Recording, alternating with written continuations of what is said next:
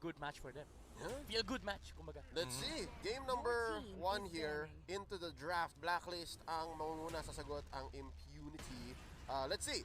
Coach Bonchan versus Coach North King. Siya pa rin ba ang hari pagkatapos ng laban na ito? Selena taken out by Blacklist. Nanood si Bonchan. Nanood ka rin. Senpai, easy ka lang dyan. As well as the Jawhead. Habang sa Impunity naman, tinanggalan nila ng, tama ba to Midnight? Aldous agad. Yes. Tsaka Eve. Aldous agad? Yes, ang gumagawa nito is EVOS SG. Yung nagbaban ng Aldous first phase, and you have to give respects to Impunity KH. Ayaw nilang makalaro yung Aldous ng Blacklist International. A hero that usually pops out on the second phase. Pero again, respeto. Kailangan mong bigyan ng respeto si Blacklist International. This team is the scariest team when it comes to playing the Aldous. Yeah, but nakikita natin yan. Perfect record ng MPL PH Season 7 under the banner of Blacklist International, ang Aldous pick. So nakita natin nila eh. Kumbaga, nung first game ng Blacklist International, hindi na nila ito tinatago. Just like what happened nung compared sa nangyari nung Game 7 natin ng MPL Philippines Season 7. Pero ito, parang binibigyan na rin ng pagkakataon o binibigyan na rin nila ng idea yung ibang teams na okay, hindi na sa amin to secret. So, you're also providing information sa kalaban na, sige, iban nyo tong Aldous kasi pag di nyo binan, there's a big possibility na kunin namin to. And also giving space sa mga hero pools pa ni Wise moving forward. Impunity KH, they need to think about heroes like Barats at this point. Knowing na, of course, yung Benedetta hindi malalaro dito sa series na to. They have, both teams have good Benedetta players. Blacklist International, they've already set up with the Estes. Meron pa silang Rafaela, mind you. Ginawa na nila to before nung grand finals natin ng MPL PH, the Estes and Rafaela combo. Impunity KH opts to go with the YSS and Lunox. Lunox, I perfectly understand. It can be good against the upcoming Barats pick of Blacklist International. YSS, I feel like they're not respecting the hero pool of Wise. Kasi alam nila na, okay guys, Granger lang yan. Kumbaga, eto na naman tayo sa mindset na Granger lang lalaroin ng Blacklist. But time and time again, they've proven that they can play the Ling, the Harley, diba? They can actually play a lot. And ayan na yung Rafaela Harith. Wow. Harith, actually may talo na si Harith one game. Pero sa PH, perfect record. Yep. Ohmyv ni Harith. Yes, Ohmyv ni Harith. Yung Ohmyv ni Harith, ladies and gentlemen. So, tapos na ang first half ng Blacklist. Anong sagot ng Impunity KH? Very interesting. Gusto ko nang balikan talaga yung YSS. Parang sabi nila, White Knight, sige, ikaw na bahala. Ayusin muna natin. Let's get a stable pick here and understand na vision is key. Kasi tinanggalan nila tayo ng Selena. So, ito na lang muna. I wonder what this is. Maybe that's sideline Uranus. Wow, really? They picked the Uranus into a Rafaela and Harith. Something that you don't really do, because these two heroes, they just destroy your ability to join fights. Because of the presence of the Zaman Force. Kapag kinagad ka ng Zaman Force, kailangan mo gamitin yung ultimo para matakal yung slow. But then again, the Harith will just chase you down. And at the same time, the Rafaela will just provide the sustainability and the mobility to move away from the Uranus and the punish as well. Kasi parang ano yan eh, double-edged sword si Rafaela. Kapag tinatakbuhan mo siya, sobrang aggressive niya. Kapag ikaw yung naghahabol, ang hirap niyang habulin kasi Rafaela siya eh. Pati hindi sumasagot itong pick na Uranus sa side ng Blacklist International kung sakaling ipo-pull off pa rin naman nila yung 5-man group up playstyle nila. Since tingin ko alam na rin naman ng Impunity KH, so since Estes and Rafaela, so it's all about Ube. Tingin ko magiging, laning phase, magiging okay siya. There's a big possibility for Impunity KH to lead the early game kung sakaling hindi mag-hyper-aggressive ang Blacklist International. But knowing Blacklist International, Power Spike level 4, they're already gonna go ahead and group up or rather go for pick-offs. Yeah, and medyo delikado. Parang first phase pa lang, linabas mo na yung dead lane. Sa meta na to, it's not as effective, I gotta say. Like, in early MPL Season 7, maybe, first pick pa si Uranus. Pero ngayon, delikado niya. Delikado. Well, it's actually fine if you're intending to flex the Uranus. But they didn't. Problem is, you're already facing a Harith, so the golden matchup is not gonna exist. And dun na lumabas yung factor na, okay guys, explain yung Uranus. There's no other option for Blacklist International. Now, Impunity KH, they opted to ban out the Granger. It's a wise choice. No pun intended, it's a wise choice. You start removing the hero pool of Wise. Next problem that they need to face, the Pakito of Edward. Pakito Barats, those heroes along the lines of group up just completely destroy the side of Impunity KH. Now the link is open for Blacklist International. And hindi imposibleng mag-link to. Yeah. And again, Impunity KH, they're not gonna steal the link. There's no way. Wala na. They leave it open here. So, again, I'd like to think that they respect Wise. Pero mukhang na-blindside sila. Yeah, kasi pwedeng ano eh, actually mas maganda nga na pinag-region na yung Blacklist. Kasi ang pwede mong gawin is you pick up the Barats now for Impunity KH, then Blacklist plays Granger Lapo. Then you get probably Kufra. Yeah. Diba? Yeah. Actually, wala pang tank ang Impunity KH. Now we're gonna get it in the form of a tank show. Okay. So talagang nilabas na agad ng Impunity KH yung mga side laners nila and also a possible tank. Pero ang Blacklist International sobrang flexible pa rin. At ito na nga, nilabas na nga nila ang Ito yung Pakito plus the Bruno ni Wise. In the house. Goal! Goal! Isipin mo, tol hindi makakatakas yung mga kalaban dito. Again, with the movement speed plus the domain of the Moon God ni Estes. So, ang lakas ng pick-off capability ng Blacklist International. Especially, this is a core Bruno. So, we are expecting a lot of volley shots na talagang pumuputok. So, maganda rin yung counter na yun up against Uranus. Ang Uranus kasi maganda siya, yung healing niya, it's the, healing per second Pero up against a burst hero, and also adding na merong magic damage yung Blacklist International on the hands of Ohmyv, it will be a big risk. So kailangan bumabad muna ni Uranus dito sa side ng Impunity KH before going on fights. Very all-in ang solution dito. Interesting, no? Na parang Impunity KH sana yung nagdi-dictate kasi nga meron silang first 2 picks. Pero dahil dito sa naging last pick ng Blacklist, parang sila naman mag-iisip, okay, so paano natin sasagutin yung Bruno? Yeah. Now what? What now? Ang posibleng pwedeng isagot dito ng Impunity Cage kung bakit din Carmilla yung ginamit nila. Kasi yung shared damage na pwedeng ibigay, they can provide a lot of magical damage again with the chaos assaults. So, tingin ko yun yung magiging sagot nila para mahuli. Pero kung titimplahin ko yung magiging senaryo, madaling makakaalis Maraming sustainability yung Blacklist International. Again, you're up against the Estes and Rafaela, which provides a lot of sustainability for the main core hero. So, I'll go in favor of Blacklist International here, especially early. Wala ka bias. Wala ka bias, guys. Draft lang. If you switch this up, I will still favor the lineup that has the Bruno. Yeah, exactly. As simple as just look at the level 4 of level 4s of Impunity H. How do you defend against a Harith and a Bruno alongside an Estes Rafaela against the Uranus? Kasi probably ang gagawin ng Blacklist dito is pagdating ni Wise ng level 4 or level 5, they go to the lane of Uranus, then they push down that lane. Or they go to the lane of Ohmyv para hindi umalis si Ohmyv ng kanyang lane. By the way, it's a gold lane show. Ang daling bugbugin yan, ang daling i-dive niyan sa tower, especially if you have a Rafaela and an Estes. And yeah, because of this switch up, because of that last pick, Carmilla, mas lalong humirap yata yung buhay ng Impunity KH. It would have been more sound for me personally if you're gonna try to pick off the Bruno with a Cho all in. I don't doubt na kaya naman yata yon ni TY. But right now, nako, medyo pedal to the metal ang galawan ng Blacklist International. Game number 1, pasok na tayo. A relatively quiet first minute. Yeah, I like what Essen did no, yung level 1 niya. Instead of investing onto the minion wave, kasi kaya naman ni Bruno tsaka ni Estes yan. Hindi naman sila nagmamadali clear yung lane. He just went straight towards the orange buff. Ginuro niya lang si White. Early knockout! I mean, that's Edward. Na-surpresa, tol. Happy New Year! Happy New Year. Napaputok, tol. Happy New Year, everybody! It's a classic matchup, Pakito versus Uranus. Naturally, the Uranus does nothing right now. What? Sorry? The Uranus does nothing right now.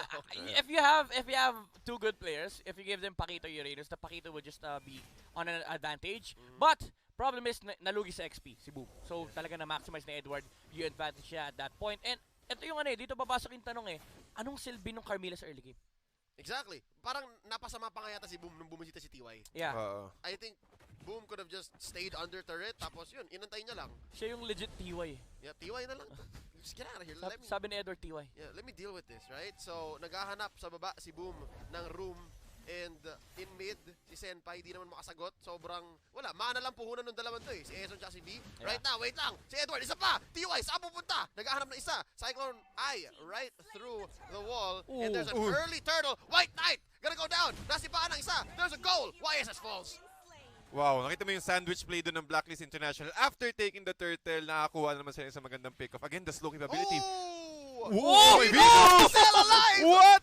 1 HP and a dream. Sapat na para makapag-counter go ang Blacklist International. Humahabol sila dito. OP, Shunpo, way out. And, wow, biglang nagulat Medyo, ganun lang kabilis. Ano yun? Sabi ni Ohmyv33nus, wala silang damage like legit.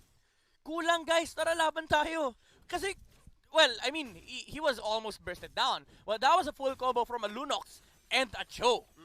And hindi enough para mapatay yung support na Estes. And it came down to the tip. As in, isang basic na lang si V. And then nabuhay pa. Pero ngayon si Wise, papasok. A few hits right here. Eson gets hit by the way of the Dragon. Napalayo pa nga sa masama. And a free kill goes over to Blacklist International. Another gold pick-off sa side ng Blacklist International. Ito talaga yung laning nila eh. Pagkatapos ng aggression sa middle lane, aakit agad sila sa lane ni Ohmyv para makontrol or at least masira agad yung mga energy shields ng turret. But look at this. Boom! Boom! 3 minutes! Magda-double cut, triple cut. A little too dangerous. Yeah, especially against the Harriet. Pero at least it forced out the recall from the Harriet para hindi siya makapag-farm basta-basta sa kanyang lane. And this will attract more attention for the side of Impunity KH. So in turn, makakapag-push naman yung Impunity sa may top lane. Si Ohmyv naman this time around yung may ipit. And he's not in any shape to take this fight. Not just yet. Wait lang. Mon Delicado, Venus, right through the wall. Wave the Dragon on. Purify. Under the Zaman Force, they're gonna lose the turret, pero at least walang namatay. Yeah, safety. Nakikita rin kasi na yung risk ng sa side ng Impunity KH. Kapag nakapag-farm si Senpai, dun manggagaling yung main damage dealer ng Impunity KH when it comes to early to mid. So ang ginagawa ng Blacklist International ngayon is they're just really applying pressure through all the lanes ng Impunity KH para ma-take down nila agad. Magkaroon agad sila ng ma-occupy agad nila yung territory rather ng Impunity KH para mas slow down yung power spike ni White Knight. Ino-off nila yung timing ni Impunity Yappy. KH. They're basically forcing mid-game and late game to come in so much sooner. Wait lang, si Edward, makakaisang knockout pa ba? Hindi na. Pero tinan mo, si Venus nag-drop ng domain dito para mahirapan si White Knight. Still gonna get his purple, but only just so much. Up pa rin ng mga 1-5, 2k gold ang Blacklist. And bottom lane, wait lang, 2v1 dito sa mid. Ohmyv through the wall.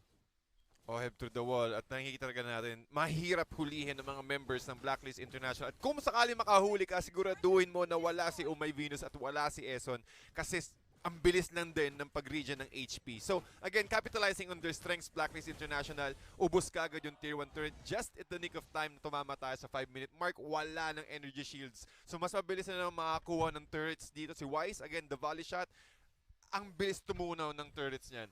Especially kapag lahat ng mga Tier 1 turrets, kapag hindi siya nakokontrol. So, Blacklist International, they're currently on the lead right now. Kundi lang sa points, but when it comes to territory and also when it comes to momentum. Yep.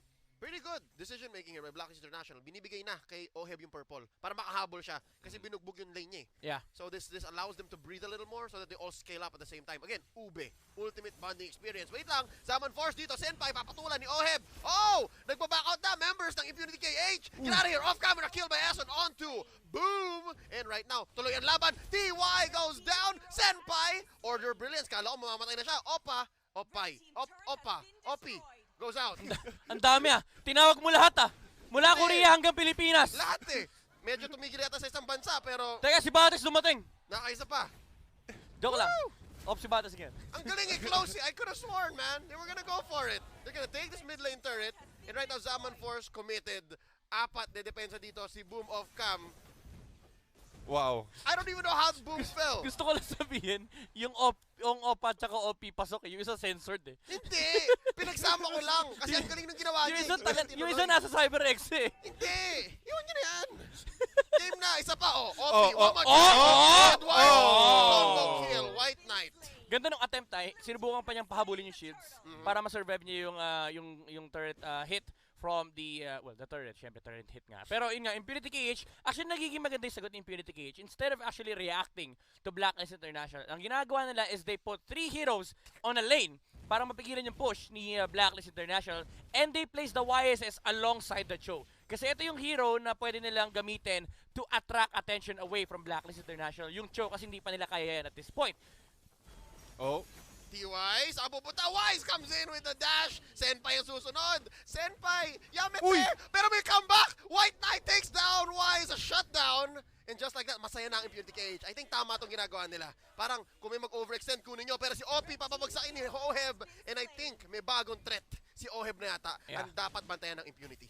Yep, nakikita natin yan before, since ng MPLPH, kapag nasa shutdown, kapag medyo bumabagal yung transition ni Wise, laging si Ohmyv nag-step up. Nakikita natin siya mga plays. So, tingin ko, napakaganda rin talaga ng double support strategy ng Blacklist International because you have the option to give each core heroes a support na pwedeng umalalay kapag meron tutumbang isa. So nakikita natin dito sa movement ng Blacklist International, talagang na-occupy na nila. Sila mismo yung gumagawa ng mga plays at nagre-react yung Impunity KH. Which is kayo dapat yung gumagawa ng plays if you're up against Blacklist And I International. think they're gonna make this work. Right here, meron silang attempt. Ang lambot. 5 to Uy. 5 to Oh, wow! papasok. Nice catch by Obi onto Wise. Taking him down. Ohmyv33nus na raw susunod. Oh no, it's a disaster! Ison! Uncle Ison, 1 HP left. Naghahanap dito ng combo. Oheb, Zaman Force. Pero Oh my wipe out! goodness! Hindi rin enough yung damage yung diet penalization, but tingin ko narinig yata tayo ng Impunity KH. Sila ang gumagawa ng play ngayon, and they're able to choke out or they're able to corner Blacklist International on that small space na talagang lahat ng Ionic Edge dito ni Boom sapul na sapul sa lahat ng Lahat sila members. may marks. Lahat Yeah. sila may marks, and Blacklist International had a very difficult time disengaging kasi nahuli agad yung mga supports ng Blacklist. Yeah, and dito na nagme-make sense yung Carmilla pick to. Kasi again, ang hiling magdikit-dikit ni Blacklist International. So that's the idea of Impunity KH. Pwede nating labanan ng 5v5 kasi yung spill damage, mahahati yan along the players of Blacklist International. Pero that fight was actually, it became good because OP was able to find a TikTok play onto Wise. TikTok play. Wave the Dragon, the perfect target. Ngayon, turtle secured here by Wise. They take down TY. Easy pick-off. Now, flicker in by Edward. Si Boom ang kanilang target. That's going to be the wards put in, but it's not enough. Oheb slays Uranus. Eh, sabi nila, okay, wala na yung TikTok guys. Cool down yan, 120 seconds, let's go. Pero, si OP, Si OP talaga may ito talaga si pangarap. May hardest pangarap. working man in Cambodia. Ang daming hardest working man. Lahat na lang ng bansa may ganitong player. walang sinasan to. Hero, turret, lahat. Sino to, Senpai? Senpai. Ay, Pero makita mo yan, bilis talagang bumasag ng Blacklist International. Bawat pick-off, merong agad sagot na turret, na another objective. Kaya napapwersa yung Impunity KH na na lumabas sa base nila eh. Kaya ang ginagawang trabaho na nandito ni Obi, tamang trabaho lang, tamang panggulo lang. Sakit! Tamang trabaho, yun yung trabaho niya. Now, Boom, down to what? A third of his health, ang bilis. So medyo bumubuo na, gumaganda na. I think the next time we see Wise's items, doon natin makikita kung ano talagang progress niya. Yeah, and ang problem na kasi ni Boom dito, instead of going for the Brute Force Breastplate, he went for the Enchanted Talisman. And I think Dominance Ice, yung next item niya rito, it's gonna help the Carmilla para pag nagdikit-dikit yung Blacklist International. Ang trabaho ni Boom ay pumunta sa gitna, tapos mag-boom. Medyo masama yung joke na naisip ko. Shoutout kay Jiro, Hinomad Pineda. Pero yeah, yun yung gusto niya mangyari. This exact fight. Replica niyan. Dikit-dikit sila. It's gonna help the Carmilla for the spill damage. Perfect. With the teamfight presence of Impunity KH. Dagdag pa natin dyan yung presence din ni Senpai on the Lunox. This is looking rosy. Perfect execution by Impunity KH. And I think tama rin yung placement ng laban nila. May pader, so hindi makahil si Eson tsaka si Ohmyv33nus. Yeah. So I guess that was their first big win in this matchup. Maybe save also for one more TikTok play by OP kanina kung saan pa ako medyo nag-stumble sa aking mga words. But right now, back into form here. We give the early game to Blacklist, mid-game somewhat Impunity KH. Now, coming up to Lord times 2. 1, lalabas si Lord. Feeling ko back to form ang Blacklist eh. Parang kanila ulit yung mapa. Yeah, ito yung talagang box. Dito magaling si Blacklist International yung mag-establish yung box. They really are good in terms of protecting Wise whenever they try and take objectives. Lalo na yung ginagawa ni Eson tsaka ni Ohmyv33nus. Kaya nilang gawin to ng silang dalawa lang. Kasi usually si Edward talaga nasa kabilang side ng mapa. Talagang siya yung gumagawa ng mga split post Oh, protection. boom! 3 hits! Napa-boom dito ni Wise. Summon Force in by Oheb. There's your brilliance. Medyo Ruby DD play yun. TY falls. And right Grabe! now, punished si Senpai. Hindi siya Senpai DD. Ngayon, nag-isa na lang dito si Hop. 3 hits lahat! Maniac! Si Wise! Ibigay nyo na! Guys! Wala. Ibigay nyo na yung Ayaw. Savage! Ayaw ibigay! Ayaw lumapit ni White Knight! White Knight naman. Guys! Lahat ng heroes 3 hits! Walang hindi lumagpas! Paano malalabanan to? Easiest 1, 2, 3 para kay Wise. OMG. They take the Lord. No contest. Si White Knight sabi niya, guys, out na ako. Out na ako. Out na ayaw. Para Huwag ayaw. natin ibigay yung Savage. Para Okay na silang yan, sumakay Maniac. sa jeep. Tads tsaka Leo. 1, 2, 3. 1, 2, 3. Pero ilang jeep yun? 4. Apat na jeep! Sunod. Nag 1, 2, 3 si Wise sa lahat! Sakto kakakuha pa ng BOD dito ni Perfect. Wise. So Perfect. lalo Tama mas Epic Roar na ba? makate. I didn't see the item. BOD pa lang, Dito. BOD pa lang. So it's in this form that you see yung timing. Di ba? Kasi alam nilang 3,000? una dapat si 3,000? Oheb. Una dapat si Oheb may crits naman ang isang Bruno, kaya Blade of Despair muna. Oo. Kumbaga, ang dami nilang control eh. Ang dami nilang CC, rather, sa side ng Blacklist International. Kahit tumaplis ka lang sa gilid ng domain, yatap ka na. Yep. Tingnan mo yung crit ni Wise, mas malaki pa sa sahod natin. Anong currency? Pero wait lang, balik muna tayo sa laban. Easy defense here by Impunity KH. Not at the cost of the turret, but at the cost of Boom's life. Siya naman ang Boom! And one more goes down. OP taken out. Ohmyv gets the kill. Zaman Force committed. That's gonna be Oh my Senpai! goodness! Senpai goes as well as the base. Blacklist International takes game number 1. Ayaw patantanan na gusto mo maglaro. Okay, lesson. Easy lang. Uy. Yan. Parang wala Sabi ni Wise, pero wala lang magpas ng 3 hits. Pira mo na. Nice G. Nice G. Si Eson, yung taga-motivate ng mga